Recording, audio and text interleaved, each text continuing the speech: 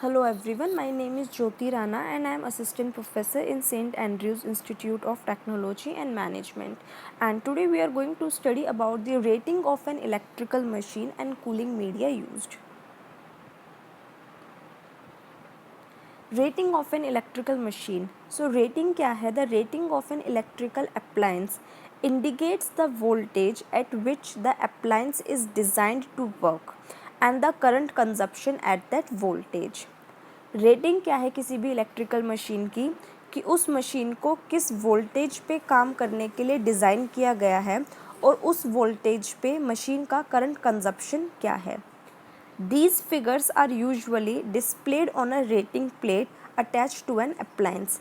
अब जो मेरी रेटिंग है वो कहाँ पे डिस्प्ले होती है, वो एक मशीन, कोई भी जो मेरी इलेक्ट्रिकल मशीन होती है, ठीक है, उसके ऊपर एक प्लेट होती है, एक डिस्प्लेइंग प्लेट होती है जहाँ पे ये रेटिंग डिस्प्ले की जाती है.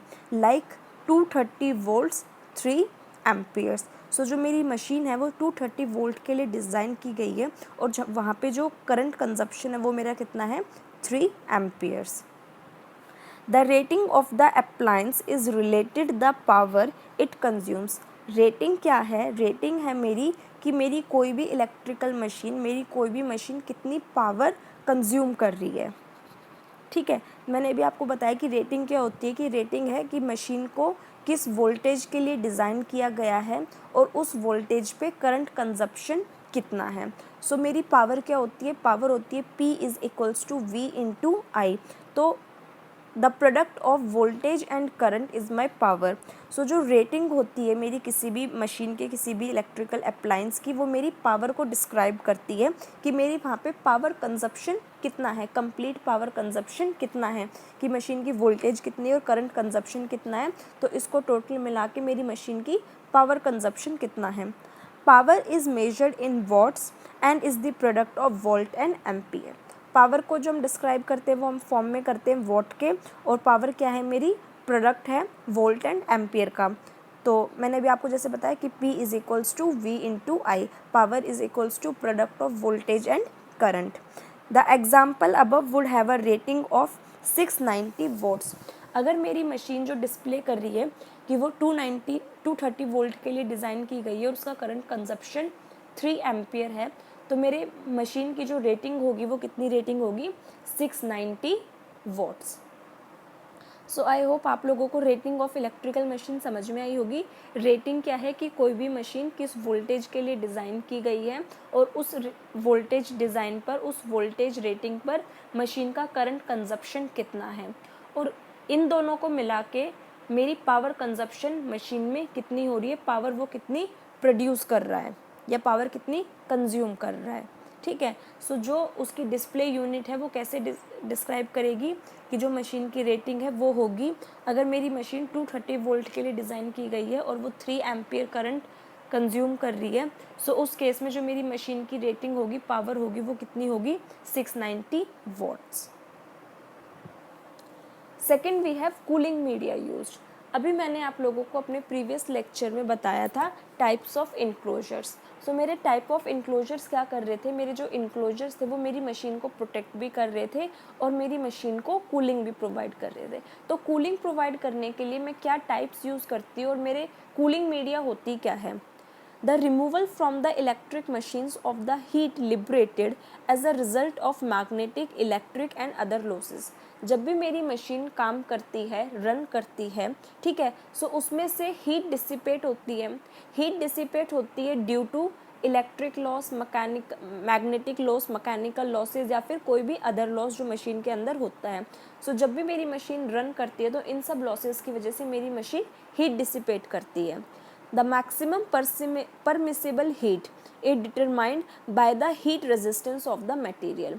अब उस मशीन की जो हीटिंग है, मैक्सिमम हीटिंग है, उसको हम कैसे मेजर कर सकते हैं कि उस मशीन में हमने कैसी इंसुलेशन यूज़ की हुई है, कैसा सोल्डर यूज़ किया गया है, कैसा ल्यूब्रिकेंट यूज़ किया है.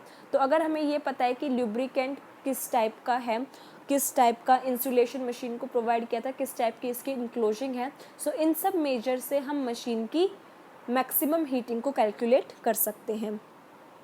The most efficient method of heat removal is to cool the heated parts of the machine. अब अगर मुझे अपनी मशीन की हीटिंग को रिमूव करना है तो उसके लिए क्या है कि जो हीटेड पार्ट्स हैं उनको कूलिंग प्रोवाइड कर दो. मशीन के जो पार्ट्स हीट प्रोड्यूस कर रहे हैं अगर उनको कूलिंग प्रोवाइड हो जाएगी तो वो मशीन के पार्ट्स इतनी हीट प्रोड्यूस नहीं करेंगे कि वो मेरी मशीन को डैमेज कर सकें या उसमें लॉसेस प्रोड्यूस कर सकें. With a circulatory intermediary substance that may be air, various gases or a liquid.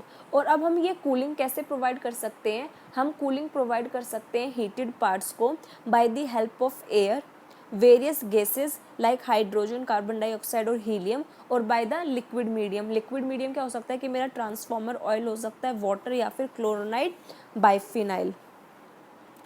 Air cooling is sufficiently effective in most cases and is the simplest and easiest method. अब जो air cooling है, सबसे पहला मेरा method क्या था कि हम एयर कूलिंग प्रोवाइड करवा सकते हैं अपने हीटेड पार्ट्स को. सो एयर कूलिंग मेरा easiest and most effective method है. इसकी जो कॉस्ट होती है वो भी ज़्यादा नहीं होती. So the principle of air cooling system are natural cooling without the forced circulation of air around the heated parts. एक मेथड है कि मशीन के हीटेड पार्ट्स को नेचुरल कूलिंग प्रोवाइड कराई जाए. नेचुरल कूलिंग का मतलब है कि उसमें कोई भी फोर्स्ड सर्कुलेशन नहीं की जाएगी. जैसे हम लोगों ने टाइप्स ऑफ इनक्लोजर में पढ़ा था कि विद दी हेल्प हम फ्रेम का स्ट्रक्चर ऐसा करते थे कि उसमें एक्सटर्नल फैन लगा के कूलिंग प्रोवाइड करवा रहे थे, या फिर with the help of pipe हम क्लीन एयर को पास ऑन करा रहे थे. सो नेचुरल कूलिंग की हमें उसमें कोई भी उसकी प्रोटेक्शन में, उसके इनक्लोजर में कोई भी मॉडिफिकेशन नहीं करनी है. मशीन को हमें cooling, fresh air, fresh cooling provide करानी है. सेकंड मेरा कूलिंग मेथड क्या है, एयर कूलिंग मेथड, कि cooling with air from the surrounding space through forced ventilation provided by one or more independent fans or by a single fan mounted on the shaft of the machine.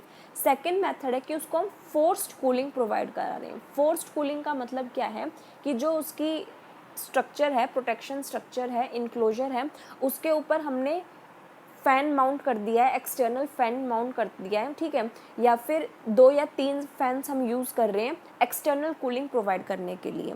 So cooling with air from the surrounding space, मतलब जो machine है उसके surrounding space के through हम उसको forced ventilation provide करवा रहे हैं bye one or more independent fan और one single fan mounted on the shaft of the machine.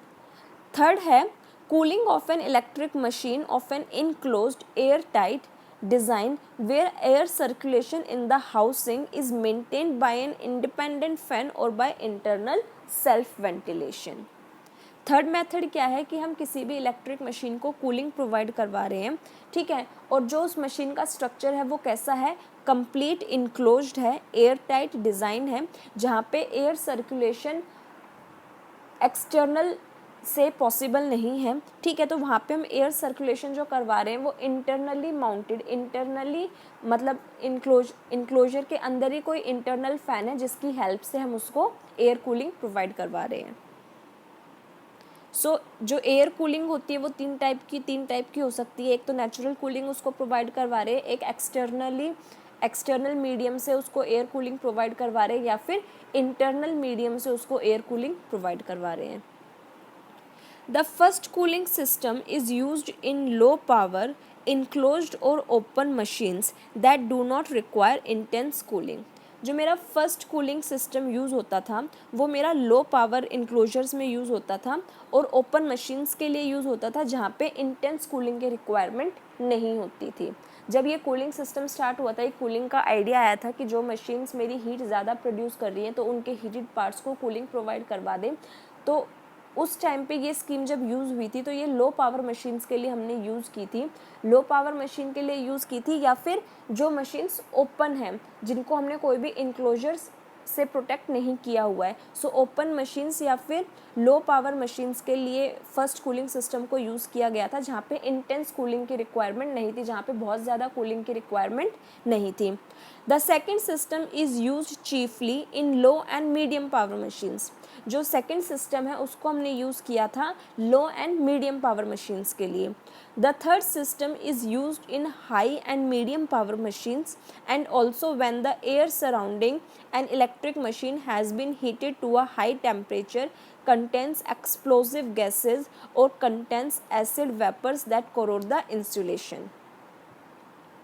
ठीक है. सो थर्ड मेथड जो मेरा है, थर्ड मेथड हम लोग कब यूज़ करते हैं, थर्ड मेथड हम यूज़ करते हैं high and medium power machines के लिए, जहाँ पे जो मेरी मशीन के सराउंडिंग की एयर है उसका टेम्परेचर बहुत ज़्यादा है, हम उसको एक्सटर्नल कूलिंग प्रोवाइड नहीं करवा सकते, क्योंकि जो एक्सटर्नल सराउंडिंग में, इन्वायरमेंटल सराउंडिंग में जो गैसेस है, केमिकल्स हैं, वो मेरी मशीन के वर्किंग के लिए हार्मफुल है, टेम्परेचर जो है वो बहुत ज़्यादा है. सो इस केसेस में हम अपनी मशीन को इंटरनल कूलिंग प्रोवाइड करवाते हैं. अभी हमने एयर कूलिंग के 3 टाइप पढ़े थे. 3 टाइप क्या क्या थे कि एक उसको नेचुरल कूलिंग प्रोवाइड करवाई जाए. सो नेचुरल कूलिंग किन केसेस में प्रोवाइड करवाई जाती है? नेचुरल कूलिंग हम प्रोवाइड करवाते हैं लो पावर मशीन्स के लिए, और जो मशीन मेरी ओपन होती है, वो मतलब उनका जो इंक्लोजर होता है वो ओपन टाइप होता है. सो उस केस में नेचुरल कूलिंग मशीन्स को प्रोवाइड करवाई जाती हैं. सेकंड जो मेरा टाइप था कि फोर्स्ड वेंटिलेशन प्रोवाइड करवाना थ्रू एक्सटर्नल मीडियम. सो वो जो मेथड है एयर कूलिंग का, उसको हम यूज़ करते हैं लो एंड मीडियम पावर मशीन्स के लिए. और जो मेरा थर्ड मेथड था कि मशीन को, जो मशीन का इंक्लोजर है उसके अंदर ही internal ventilation, internal cooling provide करवानी. सो जो इंटरनल कूलिंग प्रोवाइड करवाते हैं वो हम high power and medium power machines के लिए करवाते हैं. इंटरनल कूलिंग हम इसलिए प्रोवाइड करवाते हैं क्योंकि जो मशीन का बाहर का सराउंडिंग इन्वायरमेंट है उसमें टेम्परेचर बहुत ज़्यादा है, जो leakage of gases and chemicals uses है वो बहुत ज़्यादा है. सो उस केस में हम इंटरनल कूलिंग, एयर कूलिंग अपनी मशीन को प्रोवाइड करवाते हैं. और इस टाइप में जो मेरी मशीन का इंक्लोजर होता है वो टोटली enclosed टाइप होता है. Special gases are used for cooling electrical machines where the power consumption for air ventilation is very great. अब स्पेशल गैसेस को हम यूज़ करते हैं इलेक्ट्रिक मशीन की कूलिंग के लिए, जैसे हाइड्रोजन है, हीलियम है, कार्बन डाइऑक्साइड है, जहाँ पे जो मेरा पावर कंजप्शन है एयर वेंटिलेशन का वो बहुत हाई है, ग्रेट है, such as high speed electric motors, turbo generators and synchronous compensators. When a hydrogen cooling is used, the possibility of hydrogen mixing with air and forming a dangerous explosive mixture must be avoided. अगर हम hydrogen को किसी और gas के साथ में use कर रहे हैं, सो उस केस में चांसेस हैं कि हाइड्रोजन मेरी बाकी गैसेस के साथ में मिलके कोई हार्मफुल गैस प्रोड्यूस ना कर दें. सो इन केसेस को अवॉइड करते हुए हाइड्रोजन कूलिंग को यूज़ किया जाता है मशीन को एयर कूलिंग प्रोवाइड करने के लिए. When a hydrogen cooling is used, the possibility of hydrogen mixing with air and forming a dangerously explosive mixture must be avoided. If such danger exists, but air cooling is nevertheless undesirable, as with high power electric motors located in dangerously explosive places having poor ventilation, a cooling medium such as hydrogen dioxide or helium is used. अगर chances हैं कि environment में, मतलब जहाँ पे machine use कर रहे हैं उसकी सराउंडिंग में केमिकल्स या गैसेज की जो यूसेज है वो ज़्यादा है, या फिर मेरी मशीन रन करते समय केमिकल्स या फिर गैसेज एवोपरेट कर रही है, सो उस कंडीशन में जो हाइड्रोजन कूलिंग मेथड है, हाइड्रोजन एयर कूलिंग मेथड है, इसको अवॉइड किया जाता है. और उस कंडीशन में कार्बन डाइऑक्साइड या फिर हीलियम गैस को यूज़ किया जाता है एयर कूलिंग के लिए. Water is used to cool the stators of high frequency electric machines. जो मेरी हाई फ्रिक्वेंसी इलेक्ट्रिक मशीन्स होती है उनमें कूलिंग के लिए, उनके स्टेटर्स की कूलिंग के लिए वाटर यूज़ किया जाता है. The bearings of high power electric Motors and the step bearings of generators. Chlorinated biphenyl is used if there is a danger of the water freezing. अगर कहीं पर चांसेस होते हैं कि अगर हम कूलिंग के लिए वाटर यूज़ कर रहे हैं और वहाँ पे चांसेस है कि मेरा वाटर फ्रीज हो सकता है, ठीक है, सो उस कंडीशन में हम लोग यूज़ करते हैं chlorinated biphenyl is used if there is a danger of water freezing. The windings of the heavy duty transformers are cooled by circulating oil. Transformer की कूलिंग के लिए हम ट्रांसफॉर्मर ऑयल यूज़ करते हैं. The windings of the heavy duty transformers are cooled by the circulating oil. So I hope आप लोगों को cooling media समझ में आया होगा। कूलिंग मीडिया क्या है, मेरा एयर कूलिंग मीडिया है, जो कि मेरा 3 टाइप का हो सकता है, नेचुरल, एक्सटर्नल एंड इंटरनल। ठीक है, नेचुरल जो हम यूज़ करते हैं वो लो पावर के लिए यूज़ करते हैं, एक्सटर्नल जो हम यूज़ करते हैं वो लो एंड मीडियम पावर के लिए यूज़ करते हैं, एंड जो इंटरनल कूलिंग मीडियम है, इंटरनल एयर कूलिंग मीडियम है, इसको हम हाई पावर्स के लिए यूज़ करते हैं, जहाँ पे सराउंडिंग में जो मेरे टेम्परेचर है वो बहुत ज़्यादा हाई होता है और जो गैस और केमिकल्स की लीकेज है वो बहुत ज़्यादा हाई होती है। उसके बाद में एयर कूलिंग में हम गैसेस यूज़ करते हैं like hydrogen, carbon dioxide and helium. ठीक है, अगर कहीं पर चांसेस होते हैं कि हाइड्रोजन मेरी दूसरी गैसेस के साथ में मिक्स होके एक्सप्लोजिव हो सकता है, ठीक है, मशीन को हार्म कर सकता है, एक्सप्लोजन हो सकता है, सो उस केस में हम हाइड्रोजन को यूज़ ना करके कूलिंग मीडियम की तरह हीलियम एंड कार्बन डाइऑक्साइड को यूज़ करते हैं। उसके बाद जो स्टेटर्स होते हैं मेरी मशीन के, हाई फ्रिक्वेंसी, जो अगर कोई भी मशीन हाई फ्रिक्वेंसी पे काम कर रही है तो उसके स्टेटर्स को कूल डाउन करने के लिए वाटर को यूज़ करते हैं। अगर कहीं पे चांसेस होते हैं कि वाटर मेरा फ्रीज़ हो सकता है ड्यूरिंग कूलिंग, सो उस कंडीशन में हम क्लोरोनेटेड बाइफिनाइल यूज़ करते हैं। एंड ट्रांसफॉर्मर्स की कूलिंग के लिए ट्रांसफॉर्मर ऑयल यूज़ किया जाता है। सो आई होप आप लोगों को rating of an electrical machine and cooling media clear होगा. Still if you have any doubts regarding these two topics, so you can ask me. Thank you.